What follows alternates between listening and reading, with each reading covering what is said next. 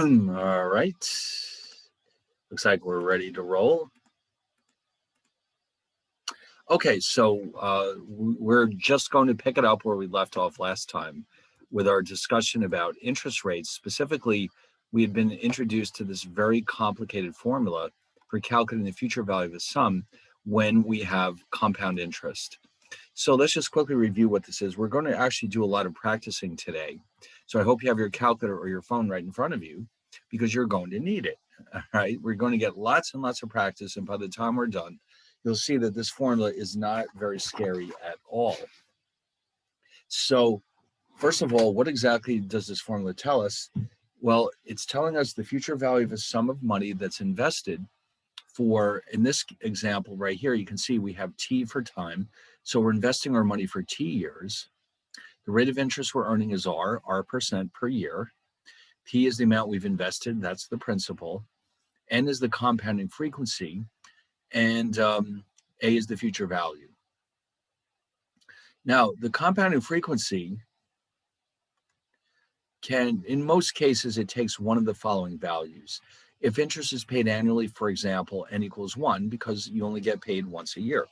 When the year is over, the bank credits your account with interest, and that's the end of it.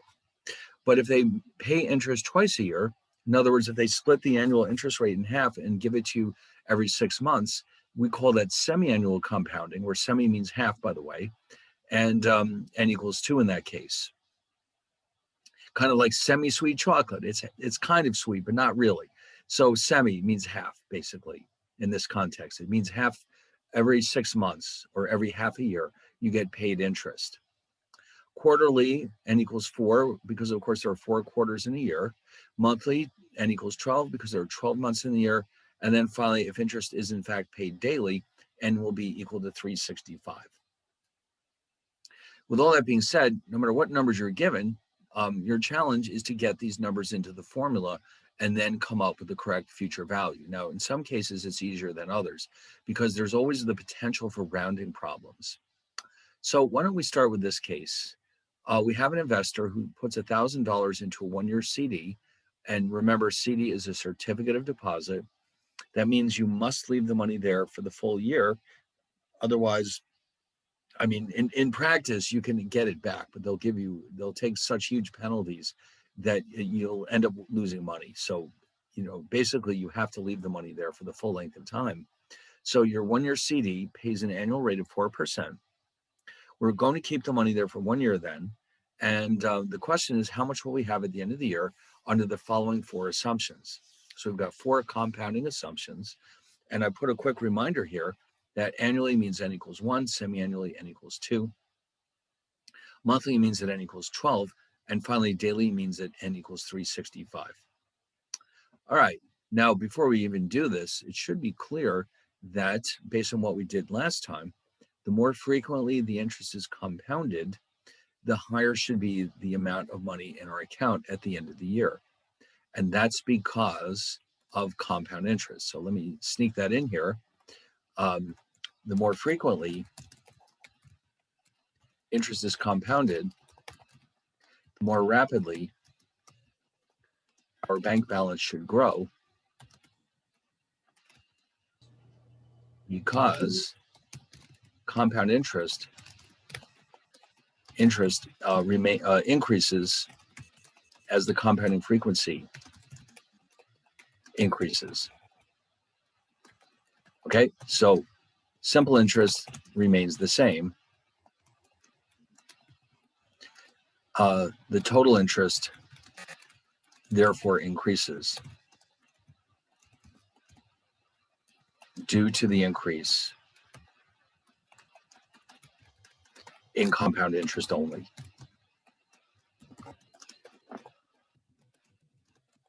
So in other words, when the year's over, you'll have the same principal. That never changes, but you'll have more interest. Why? Not because of simple interest, but because of compound interest. That's where all of this is coming from. All right, so with all that being said, why don't we go back and get some practice with this first example? And of course, keep in mind too, that because this is dollars and cents, when we're done at the end, we're always going to round our results into dollars and cents. So that means the accuracy only needs to be 2 decimal places after the 2 digits after the decimal place. We don't need any more than that. So once again, these are the numbers that we were given in the problem, and what's changing in each case is just the compounding frequency. So now we went through all this stuff. Actually, what I did this with the other class, we went ahead and did them all, and I filled them into this little chart. So I'm just going to show you in advance what numbers you can expect to get. And what I'd like you to notice here is that as we keep increasing n, the balance at the end of the year also goes up. Even though the simple interest is always $40, the rest is where we get our compound interest, and that's the number that's increasing. So let's just say, for example, we want to do the first one. And so basically, if you're asked to calculate the future value with this formula, your number one strategy is to simplify the results, okay? So in other words, if you look at this expression here, that's kind of a mess. If you try to do that the way it is written here with your calculator, you're bound to make mistakes with the parentheses, all right? So this is a mess. But look how simple you can turn it or make it. This is the same as saying, what is the value of $1,000 when multiplied by 1.04 raised to the first power? So this becomes 1,000 times 1.04 to the first, or just simply 1,000 times 1.04. And when you multiply that out, you can see that your future value, or the balance in your account at the end of the year, will be $1,040.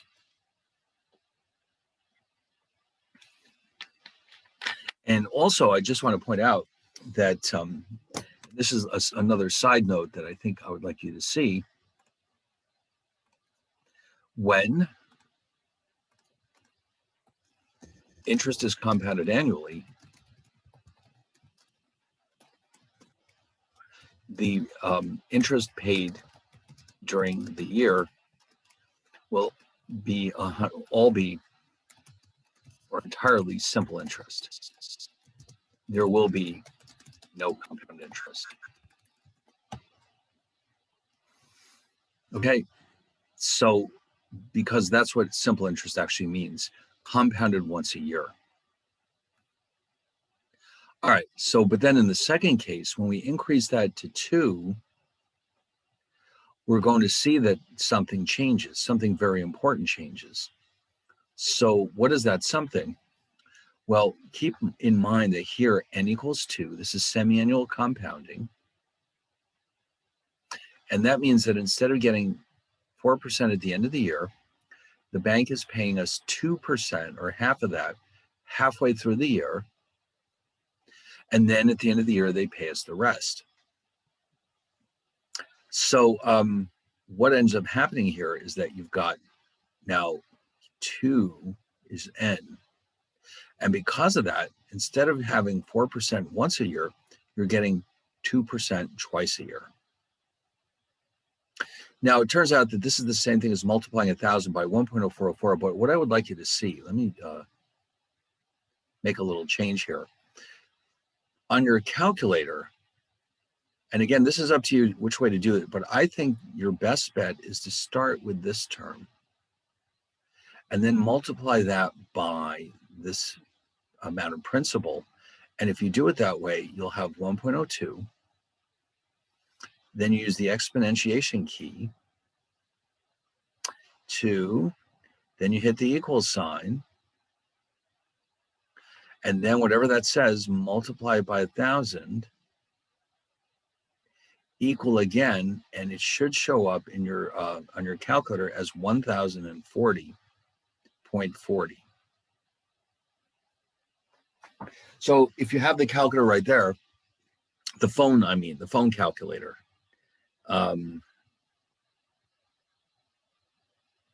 let's see, let me get mine out real fast. Hold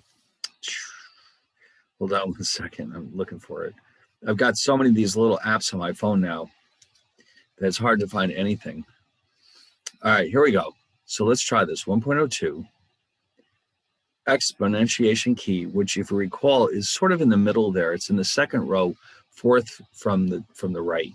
X to the y, 2 equals times 1,000 equals, and you should get $1,040.40. All right, so just as we predicted, we're getting $1,040.40, which is in my chart up here. Okay, but I also mentioned in passing here, if you were doing it in stages, this 1.02 squared is actually 1.0404. So this will show up on your screen after this step, right here, after this step. It'll actually show on your screen 1.0404. Then you multiply by 1,000, and that's where you're getting your 1,040.40. All right. Now, in the next step, we're going to go all the way up to monthly. Now, this is where it gets a little tricky because now we're suddenly going to start being concerned with rounding problems. Unfortunately, 0.04 divided by 12 does not give us a nice result in the sense that the threes are repeating. They go on forever. The question is, how many of them do we need? Well, since we're rounding to dollars and cents, this should be enough to give us the right answer. So what we're actually doing here is on the calculator is if we're going to do it the way I showed you before, you'll have 1.003333. That will be raised to the 12th power with our exponentiation key equals, and then whatever that says is then multiplied by 1,000. And after rounding it to dollars and cents, let's confirm this in our calculators. You should get $1,040.74. Okay, 1.0. Oh, I left one out. Hold on. This should be 4 threes. Just to make sure. Now, it may not be necessary to have all of these threes because, again, all we need is a price that's within dollars and cents, but let's just leave it like this. We raise that to the 12th power equals times 1,000 equals, okay? And so you should end up, after rounding it, with $1,040.74. So again, if you notice the $40 part, it's always $40. That's simple interest. It's the rest of it that represents our compound interest, and that's the part that's growing every time we increase our compounding frequency.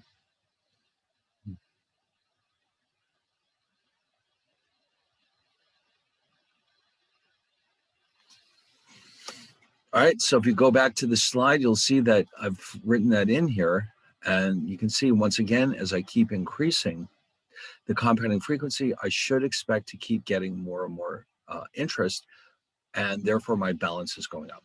And of course, that increase in the interest is all compound interest. All right, now the last one is an even bigger challenge because we have to divide by 365. Now, in this case, because this is such a small number, 4% divided by 365 days, in this case, I recommend that you keep at least 8 or 9 decimals or digits after the decimal just to avoid any rounding problems. Okay, and again, of course, because it's dollars and cents, you can round it up. Now, what you can do here, again, is with your calculator, put 1.000109589 exponent 365 equals, and then whatever that number is, multiply it by 1,000 equals again And that should give you something like this, 1040,808. All right, I'm going to double check that on mine right now. 1.000109589. I'm going to raise that to the 365th power equals, and then I multiply that by 1,000, and I get, yes, exactly. Now, of course, everyone remembers from high school how to round numbers. From 0.5 and up, you round up. From 0.4 and down, you round down. In this case, we round up and we get 1040.81. This is how much the bank will credit to your account.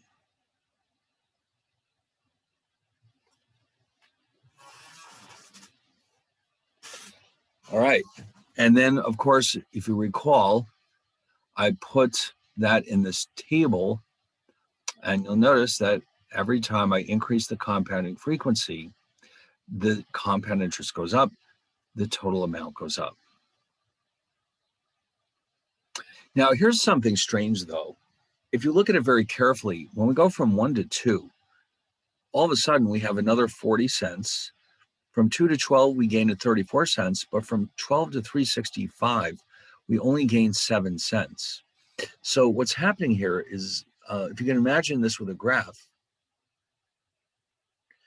as I increase the compounding frequency, let's say we decide to plot the relationship between A and N. You actually have something like this going on. You've got an increasing amount of A. For example, when N equals 1, this amount is 1040. And then let's say I'll pick 12 from here.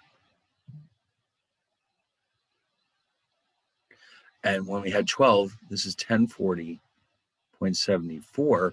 But when I increase it all the way up to 365, it didn't go up very much, did it?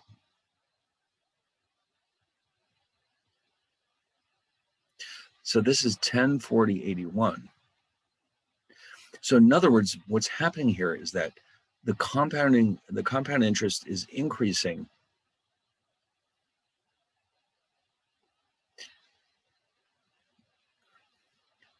And you've heard this phrase before, is increasing at a decreasing rate. Meaning that it's almost like you're driving along, but you're slowing down.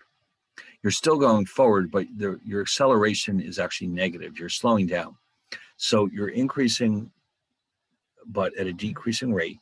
And so, in other words, what this means is that if we were to suddenly go into the bank and suddenly discover that they're compounding our interest every minute instead of every day, you might not even notice the difference because it would be so trivial.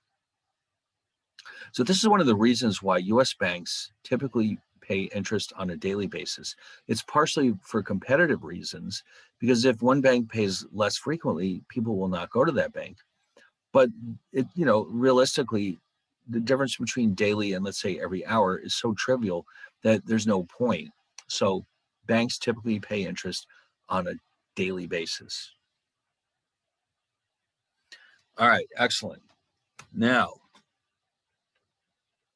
what we're going to do here is get some more practice. All right, this is what I did with the other class. I think we need a lot more practice. We've only done a few examples. One more thing. I did want to show you one more detail. Suppose you're a real perfectionist and you don't like rounding. All right. Does anyone here feel like they're a math perfectionist and they don't like to round? No, rounding is good for you. Okay, that's fine. But suppose you need the exact, and I mean the exact answer. This is what you would have to do differently in your calculator. And when you see this, you might say, I'm not sure if it's worth my trouble. If you rearrange your formula like this, you'll have the exact, and I mean the exact number you need, because you're actually telling it to divide 4% by 365. It will store not this number up here, but the exact value. And now here again, like I said, though, because we're rounding this to dollars and cents anyway, there's really no point. It's not like this is like medical equipment or something where precision is really important. So if you must have the exact value, you can get it. But in this application, it is not absolutely necessary. This is fine. You would never notice the difference between using this and this on your calculator once you round to dollars and cents. But it's the option is on the table if you want it.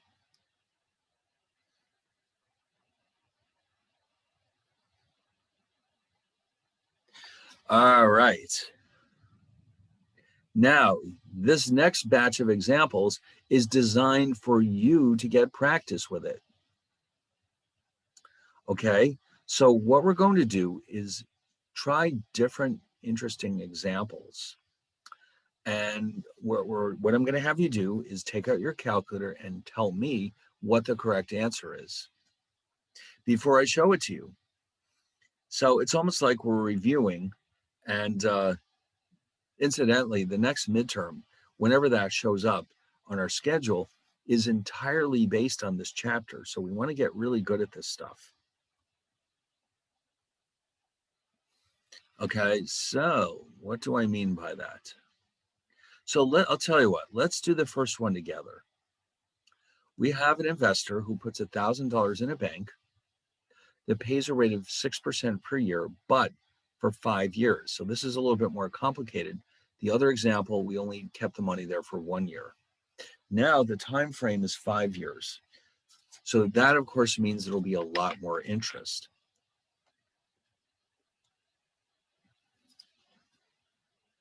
Then we're going to say, let's calculate this amount, this future value, based on 4 different compounding assumptions. All right, and of course you can see I've chosen annually, semi-annually, quarterly, and monthly. So we're going to have to use that formula, that infamous formula. In fact, let me go grab it here, just as a quick reminder what we're doing, in case you don't have it memorized, which you probably don't. It's a very complicated formula.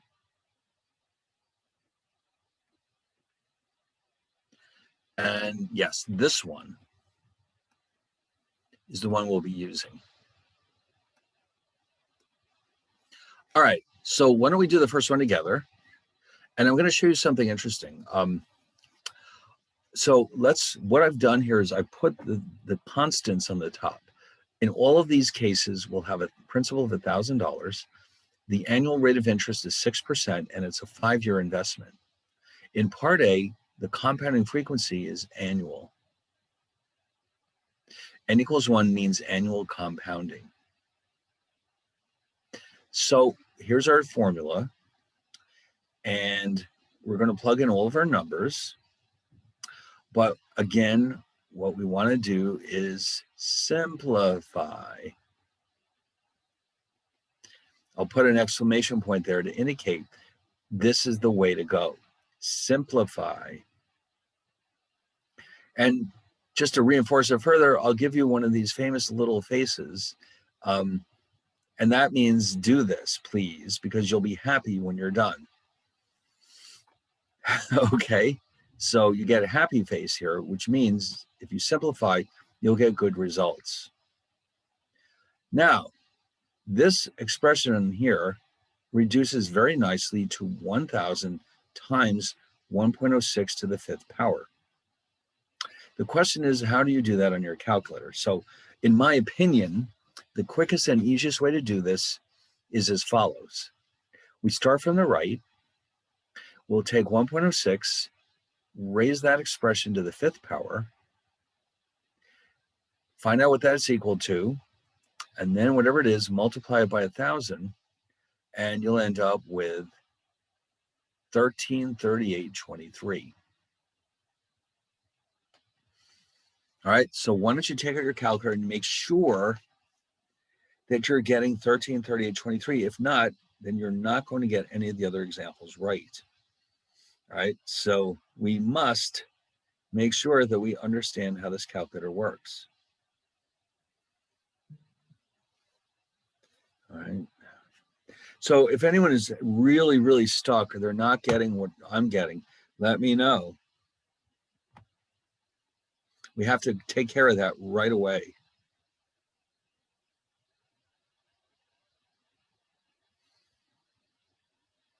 All right. So if I don't hear anything, I'll assume that you all understand what we did and that you all got the same numbers, which is good. I'd like to hear that. If not, that's fine. We'll fix it now.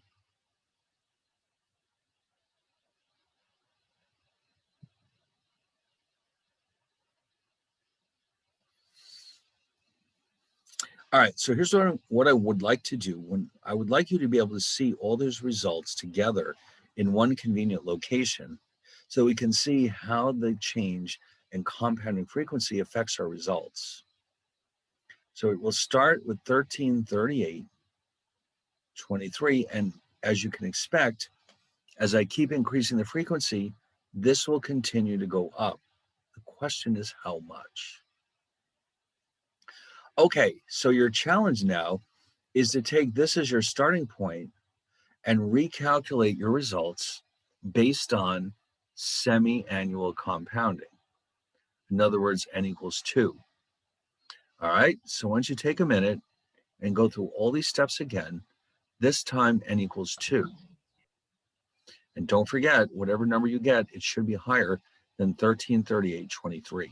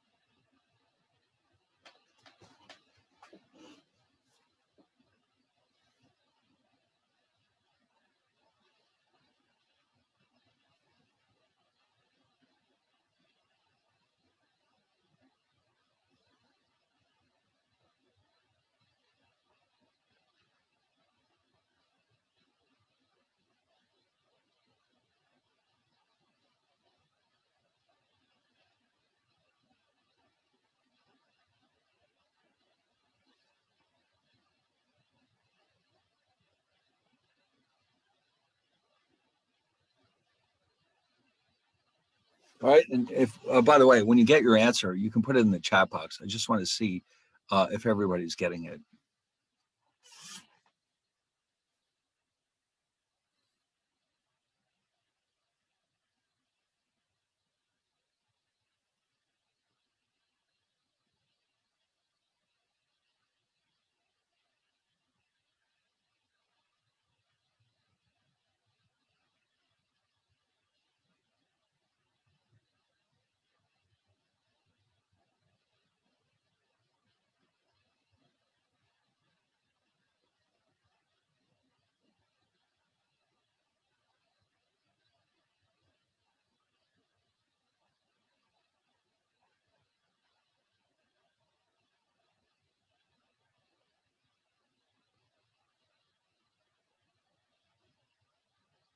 All right, here we go. Let's see what you've got. 1343.92y. That is exactly correct. And let's see why. All right, so Jonathan Lee gets it this time. All right. Let's see why. All right, so remember, n equals 2, the only change. But look what happens as a result.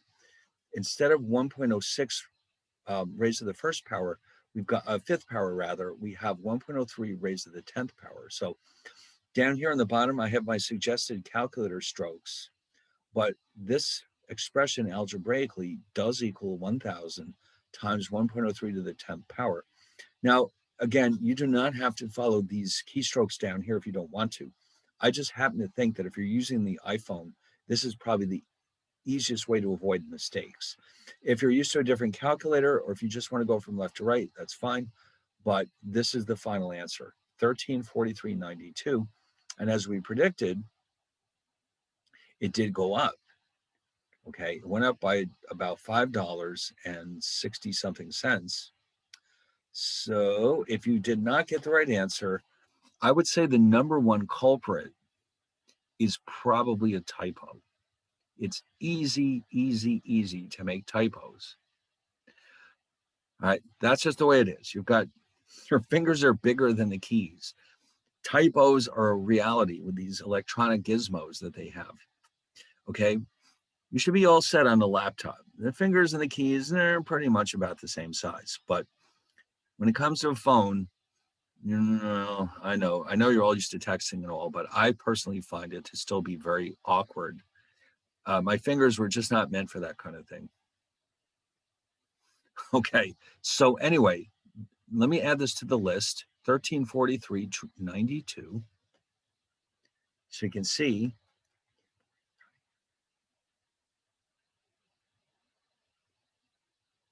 And now, if you're ready, why don't you jump ahead and try n equals 4. So I'll leave this here so you can watch it.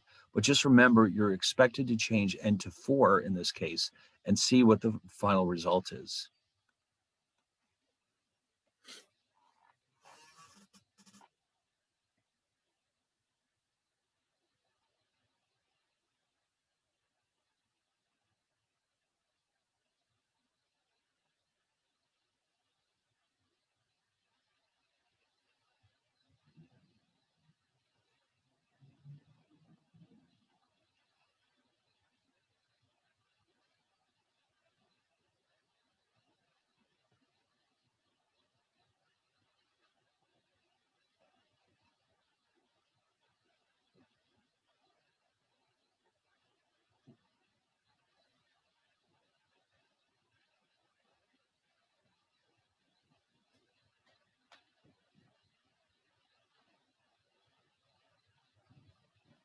And don't forget, too, it has to be greater than 1343.92.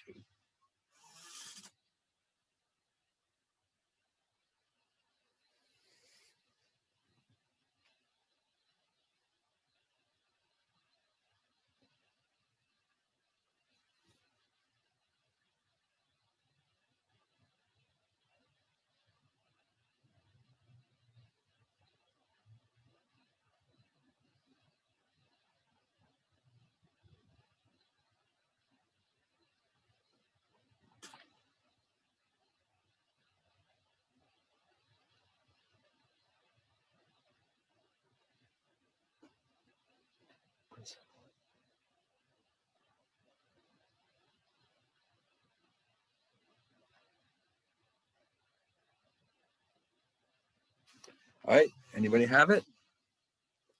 Oh, I bet we do. Oh, how do you know?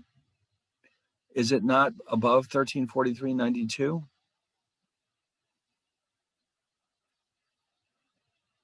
Oh, all right. Well, we're going to find out right now. Did you get 1346.86?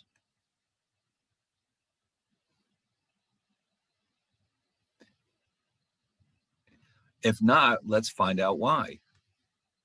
So look what's happening this time. You've got 6% split up four different into four different payments throughout the year. So you're basically getting 1.5% 4 times a year for 5 years. In other words, 1.015 raised to the 20th power, because over 5 years, that represents 20 quarters.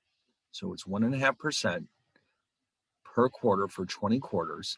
When multiplied by 1,000, 1346.86. Now, you may have had to round this slightly, but remember, in these cases, we always want to round to dollars and cents because this is how it works with the banks. Okay, they're not going to give you a fraction of a cent. It doesn't work that way. All right, well, let me add that to our list, 1346.86.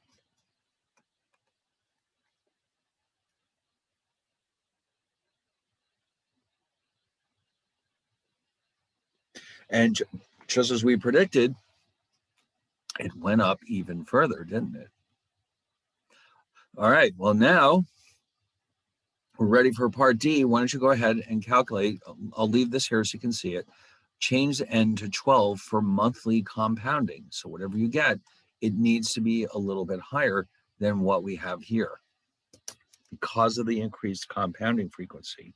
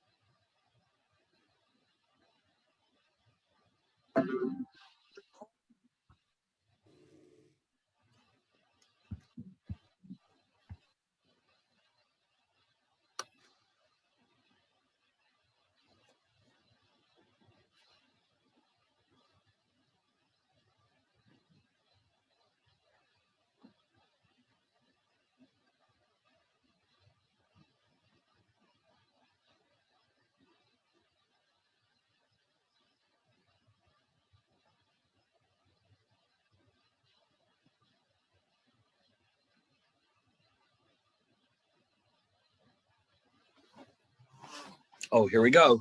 Somebody has it. Let's see what we've got. 1348.85 is exactly correct. Beautiful. So let's find out why. Now here, there's a little bit of rounding. No, there isn't. Actually, sorry, 6% over 12 is exactly 0.005. So if you follow these steps, you should get 1348.85.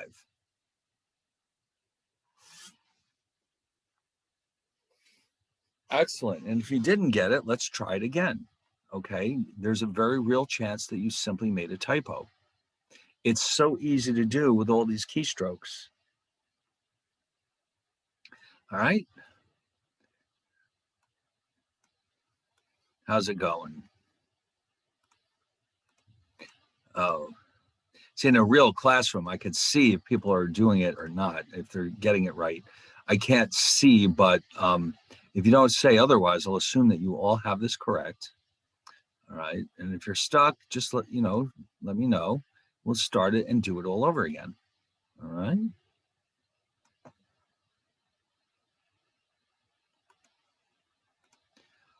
You did get it. Okay. Well, I'll tell you what, if you got these, there's no reason to ever get any of them wrong. They're all very similar, except what is being changed from one to the next. So let me show you another example. So, oh, did I fill? Nope.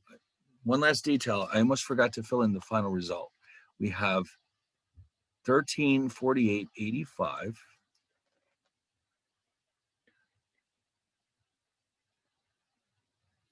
And so you can see that just as we predicted, the number keeps going up, although the rate at which it increases starts to slow down. And you notice between these two, the increase is fairly small. If we went up to daily, the increase would be very, very small. But it is increasing. It's always more when you compound the money more frequently. So we're starting to understand basically now how compounding affects our future value. What we would like to do, though, is understand how these other variables affect our future value. And we also could stand a little more practice, I think. So let's try this example. What I'm doing differently here, and let me just grab this formula for a second, is instead of changing the compounding frequency, I'm changing the rate of interest. Aha, we haven't seen this before. Also, I just want to remind everybody, when you have percentages, you should automatically convert them. In fact, I'll do that right here into decimals. Do not put percentages into your formula because you will not get the right answer. All right, so let's do this just as a quick reminder. So in this case, the investor deposits $1,000 in a bank for 5 years. All right, so let's make a note of that. P is 1,000. 5 years is the time. And in each case, interest is compounded quarterly.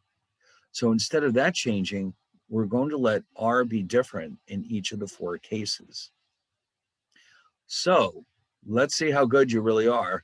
Why don't you do the first one and tell me what is the future value when the rate is 2% based on this formula?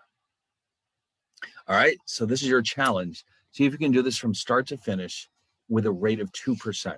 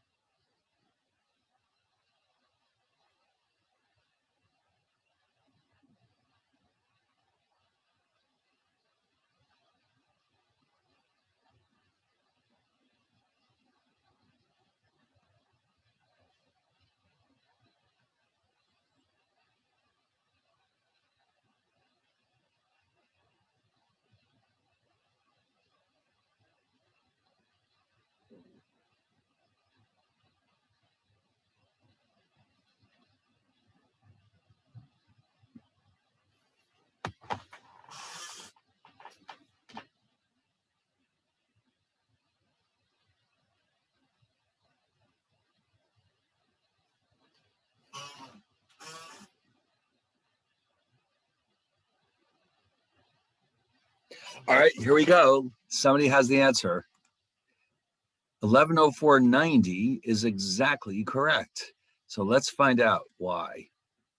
Here we go. So this time, if you notice, the three numbers that will not change are the principal, the number of compounding periods, and the time.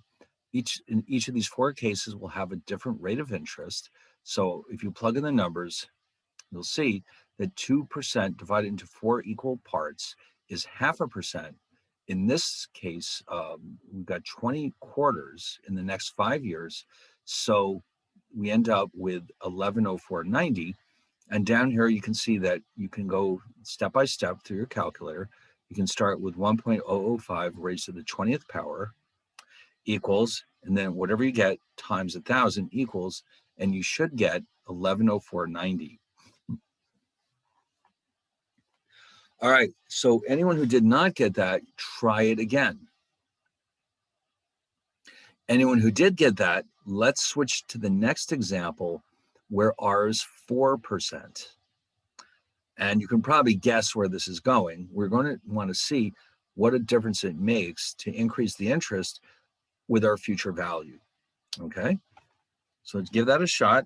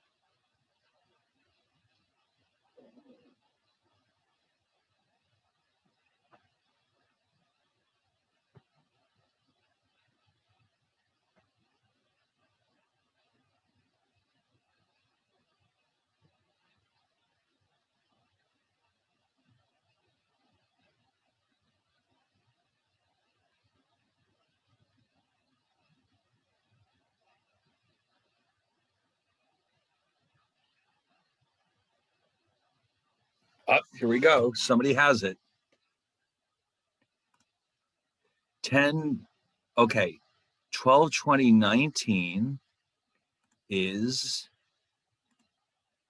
absolutely correct. All right, so let's see why. So remember, this time the interest rate is 4%.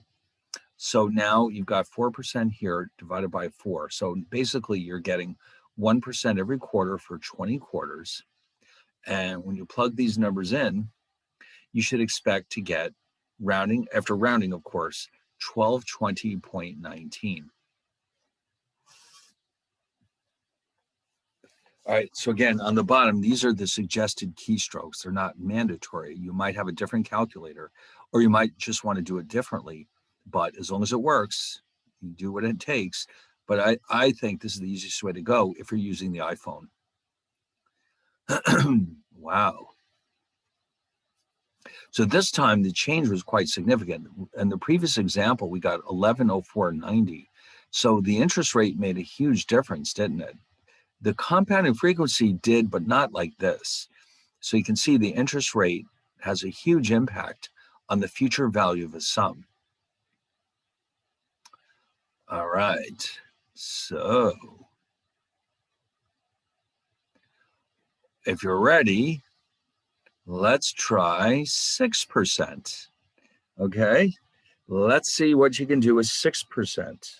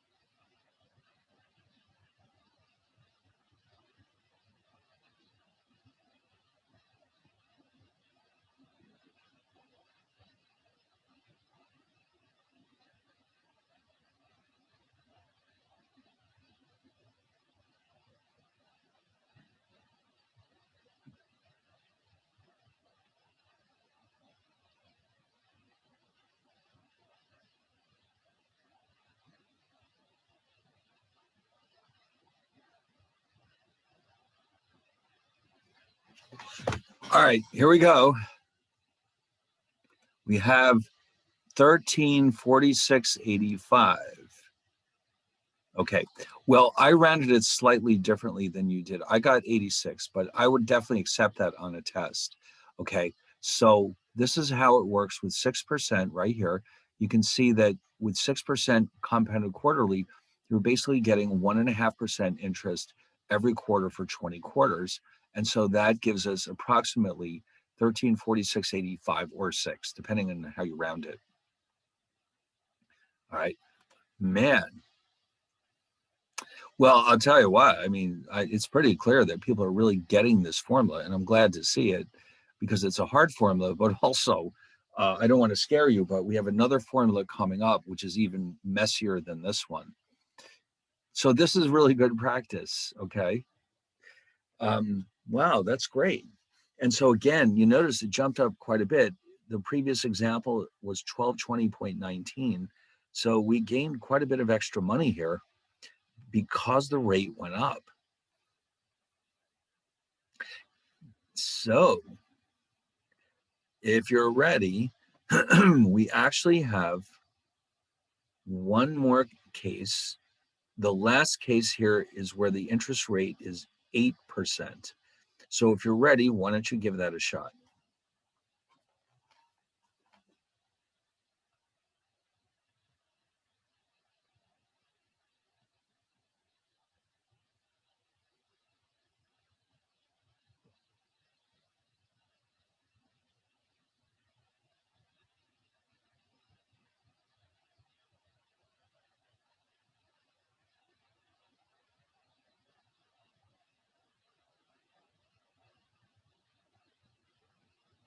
Oh man, what a fast class this is.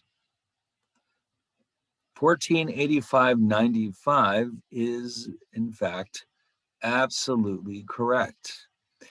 Man, I'm impressed by how fast people are in this class.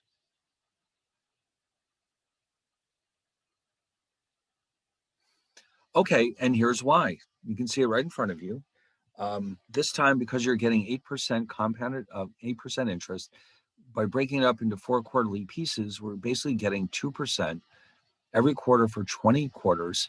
And you can see that that adds up to 1485.95, just as you said.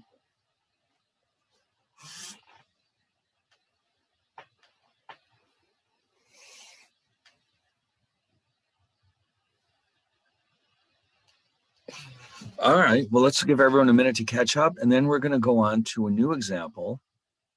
Well, hold on for a second. Before we do that, though, I want to write all these answers on the original slide so we can see them all together and just see the impact that interest rates actually do have on our future values.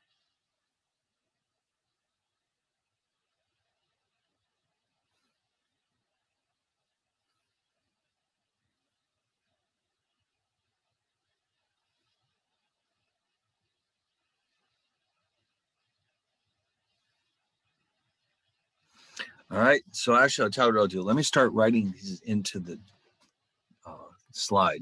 So let's go. I'm going to go back up here on the top. So at 2%, we had 1104.90.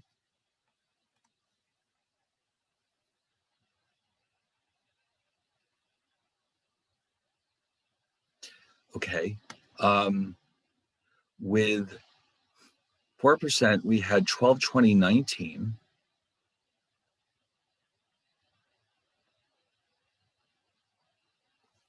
With 6%, that jumped up to 1346. Point either 85 or 86. And finally, in the last case, we had 1485.95.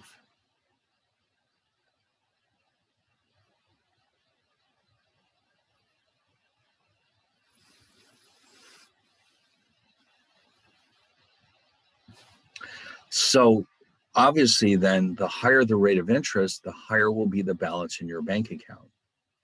And but now, of course, you know, at this point in time, interest rates are very low. You're not going to get these kinds of rates, but in practice, I mean, and throughout history, interest rates have been at these levels before. And so this gives us a sense of how much we are likely to earn when interest rates are at different levels. Okay, now when might this come in handy? Imagine yourself trying to plan for your retirement. Now, it's hard to think about retirement when you're still in college, but imagine yourself like not now, but in 20 years, and you're starting to make some real money, and you have to start thinking, you know, one of these days I need to be retired. So therefore, why don't I start planning my investment strategy now? Okay, and so you need to understand what you might earn from different types of savings plans. And this is how we can do it. Now, there's one other thing we haven't actually changed yet, and that would be time. Okay, up to this point, we've been holding the time constant. So let's say in this last set of examples that an investor deposits $1,000 in a bank that pays 4% compounded quarterly. But what we're going to change in each part is the number of years in which the money is left in the account. Okay, so let me, before we do anything else, let me just go grab a copy of this formula one more time and just note that here, the constants of this problem are P is 1,000, interest rate is 4%, and we're keeping the assumption of quarterly compounding. It's convenient, that's why. But now it's T that's different in each case. All right, so remember, this is T. All right, so why don't you go ahead and let me know what you're getting for 2 years.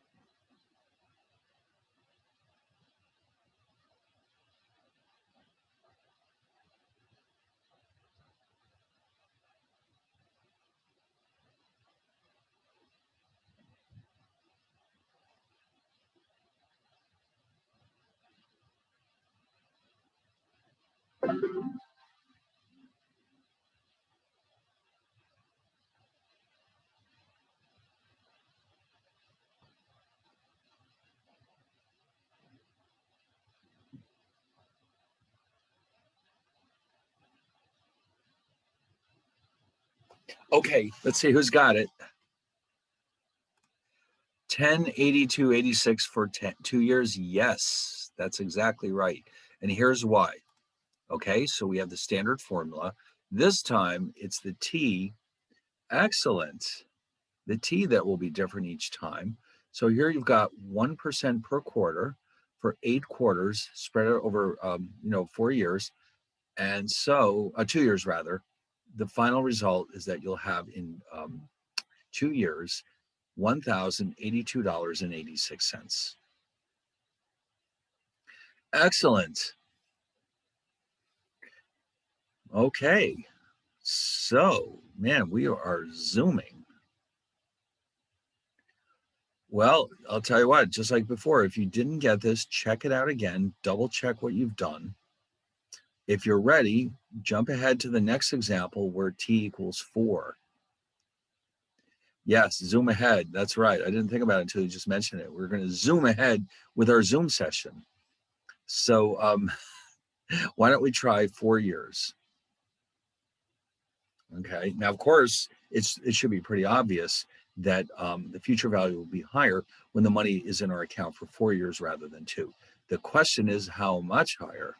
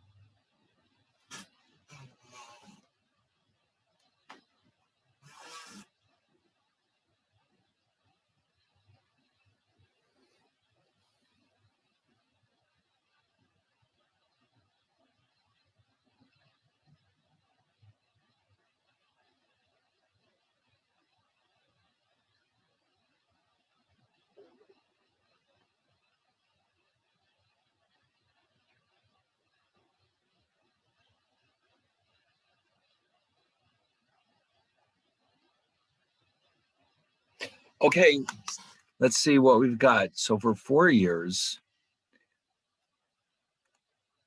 1172.57 or 8, either one is fine. That's what we get after 4 years because, again, remember, we have quarterly compounding, which means 16 quarters at 1% per quarter. So that works out to approximately 1172.58 or 7, depending on how you rounded it. And again, for the same exact reasons, if you follow these steps on the bottom, you'll get the same thing, about 1172, which compared to the previous one, we actually ended up with more than twice as much interest because the money was left in the account twice as long. Okay. Well, now, you know what that means. It's time for part C, which is 6 years. So let's see what happens now.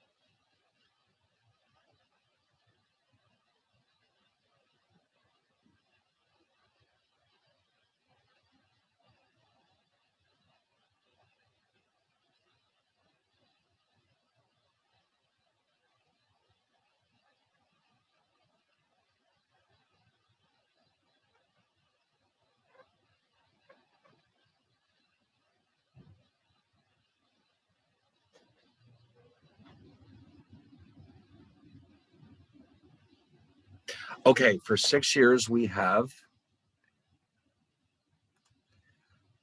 oh, here we go, 1269.73. Perfect. All right.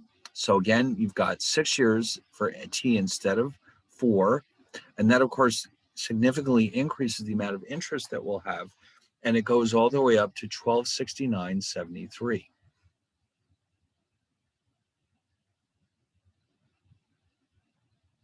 Beautiful.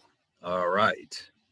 So I'm assuming that everyone else is getting the same answers, and that's good. Wonderful.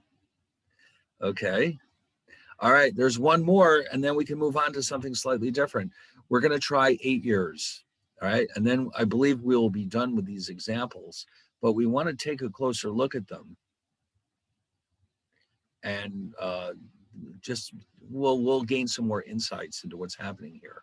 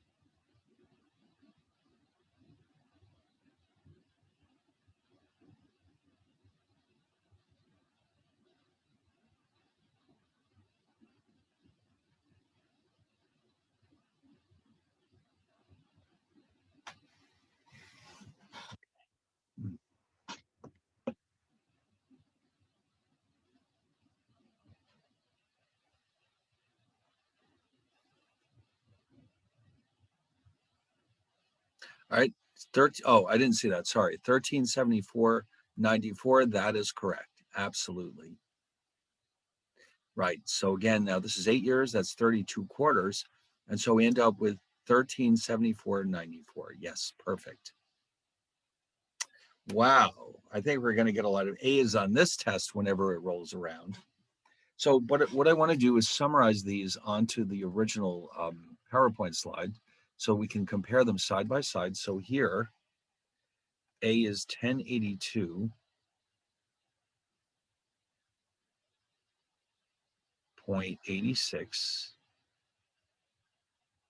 The next one was 1172.58. Then we had 1269.73.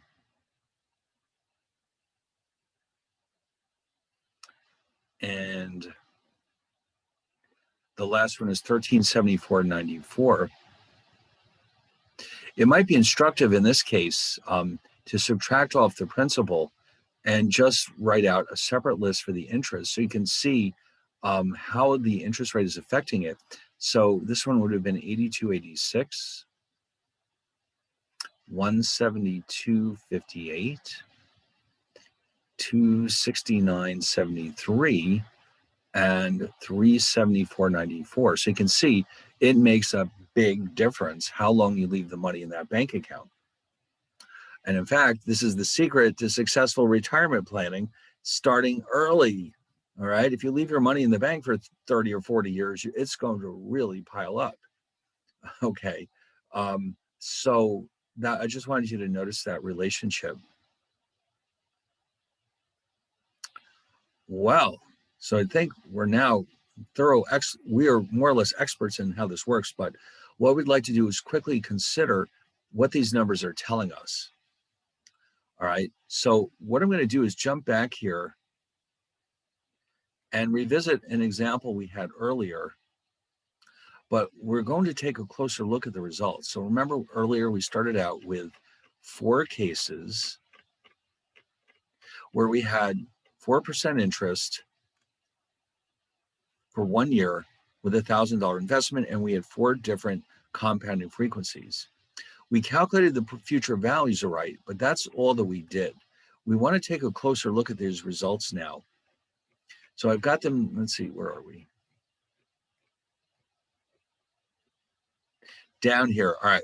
So for the first one, we ended up with $1,040. Now, here's what I want you to notice. First of all, because we started out with $1,000, it should be clear that we earned $40 worth of interest. Now, also, I've reminded you up here what the simple interest formula is. I equals PRT. So in this case, or these examples here, the simple interest will be $40 every year.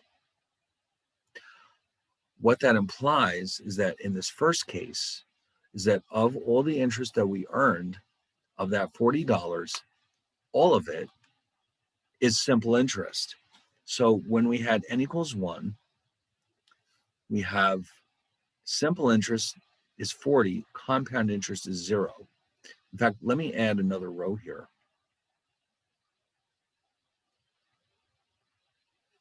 Okay, so remember the simple interest, I equals PRT, was 40. There's nothing left over, so there's no compound interest.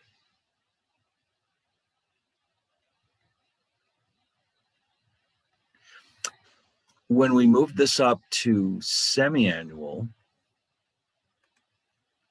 remember it ended up being $1,040.40. Now, again, as you can see on the top, the simple interest is just $40. It does not depend on the frequency, you can tell, because N does not appear in that formula. And because the total interest was 40/40, in other words, we started with 1,000, which means that the interest must have been $40.40 right here. That means the remaining 40 cents, the extra 40 cents, is what we call compound interest. So we've got a summary of it right here, which I'll show you when you're ready to, when you're caught up, I'll show it to you.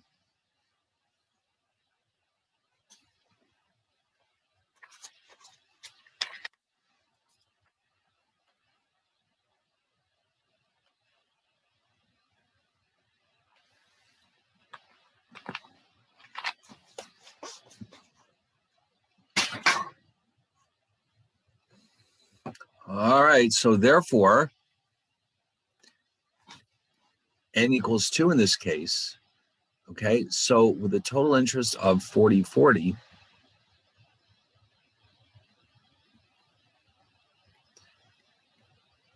$40 is still simple interest, that isn't changing. And so you're actually subtracting here to come up with 40 cents worth of compound interest.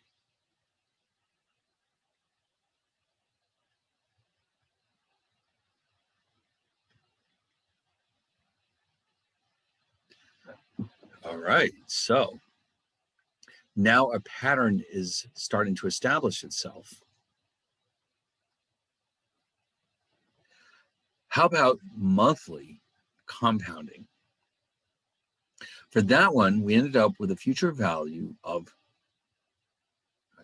I'll give you a minute to catch up.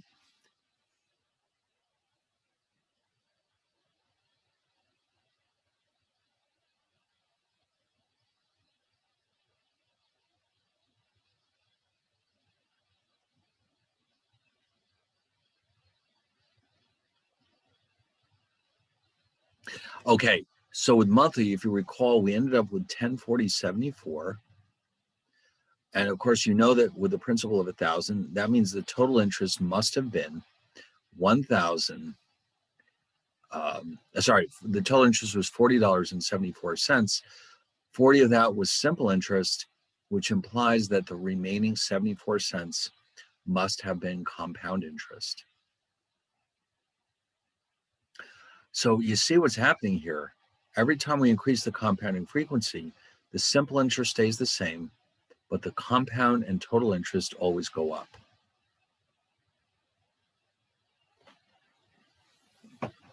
So here on this slide, I'll just throw it in here again. N equals 12. We have 40.74 worth of total interest.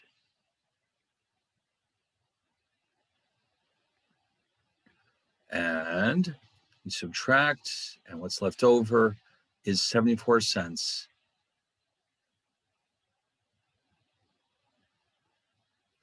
And it went up again to 74 cents. It's not a lot, but it's still better than nothing, isn't it? Yes. So then finally, when we jumped up to annual or daily compounding rather, you probably recall that the interest went up just a little bit more, not a whole lot. Because the compounding frequency went up, we have to have more compound interest. So in the last case, we had N equals 365.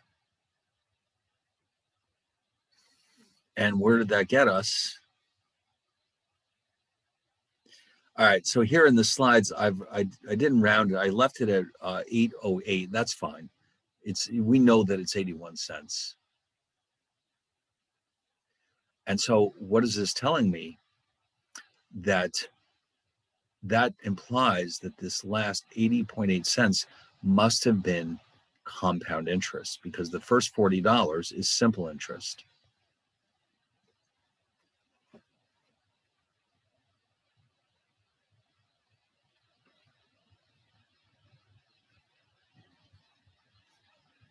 All right, so I'll summarize that in the last slide one more time, and then we'll see that, of course, the pattern that emerges is that the more frequently we compound the interest, the higher will be the compound interest, which implies in turn that the higher will be total interest.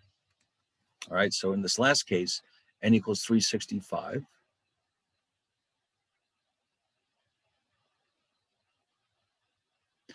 And the total interest is right here.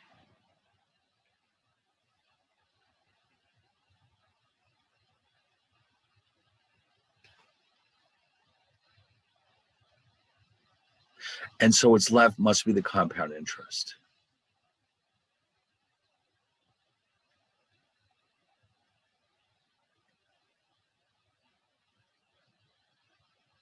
It's actually 81.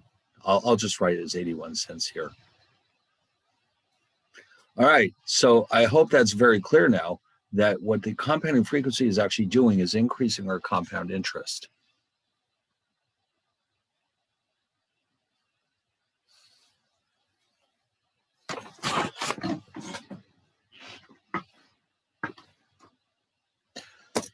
All right, now this is about where I left off with my other class. I don't want to get ahead in one class or the other. So even though it's a little early, why don't we stop here?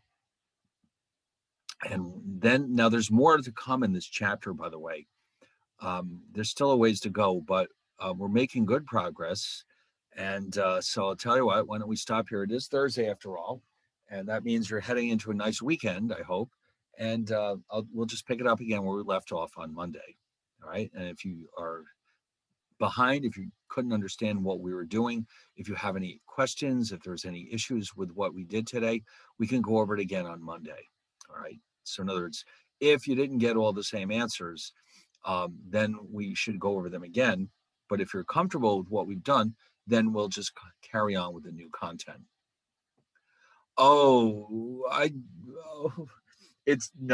There's no way. I'm going to start working on them over the weekend.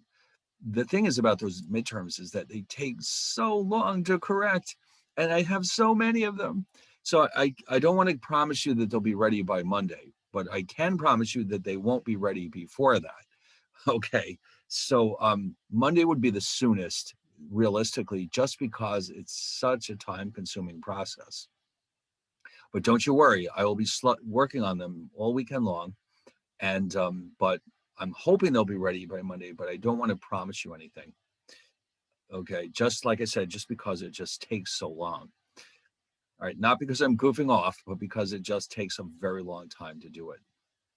All right, Noah, go ahead. When's the second midterm? Is that like in April or earlier?